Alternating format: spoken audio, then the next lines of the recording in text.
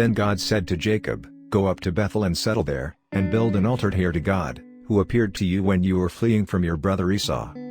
So Jacob said to his household and to all who were with him, "Get rid of the foreign gods you have with you, and purify yourselves and change your clothes, and come, let us go up to Bethel, where I will build an altar to God, who answered me in the day of my distress and who has been with me wherever I have gone." So they gave Jacob all the foreign gods they had and the rings in their ears, and Jacob buried them under the oak at Shechem.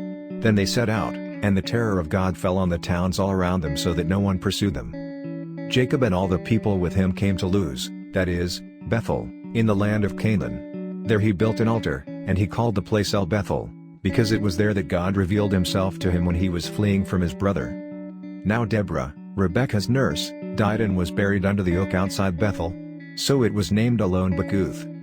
After Jacob returned from Paddan Aram, God appeared to him again and blessed him. God said to him, "Your name is Jacob, but you will no longer be called Jacob, your name will be Israel." So he named him Israel. And God said to him, "I am God Almighty, be fruitful and increase in number. A nation and a community of nations will come from you, and kings will be among your descendants. The land I gave to Abraham and Isaac I also give to you, and I will give this land to your descendants after you." Then God went up from him at the place where he had talked with him.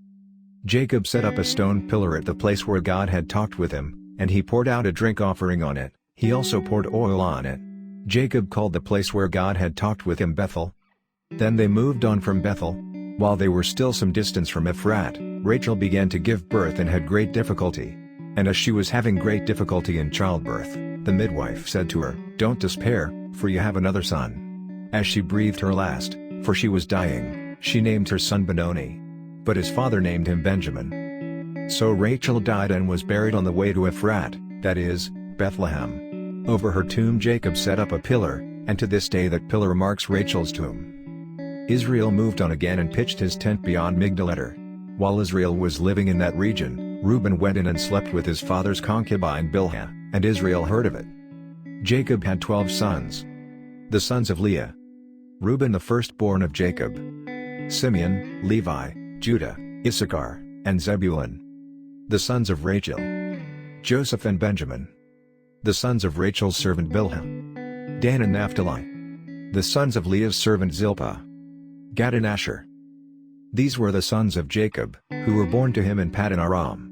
Jacob came home to his father Isaac in Mamre, near Kiriath Arba, that is, Hebron, where Abraham and Isaac had stayed.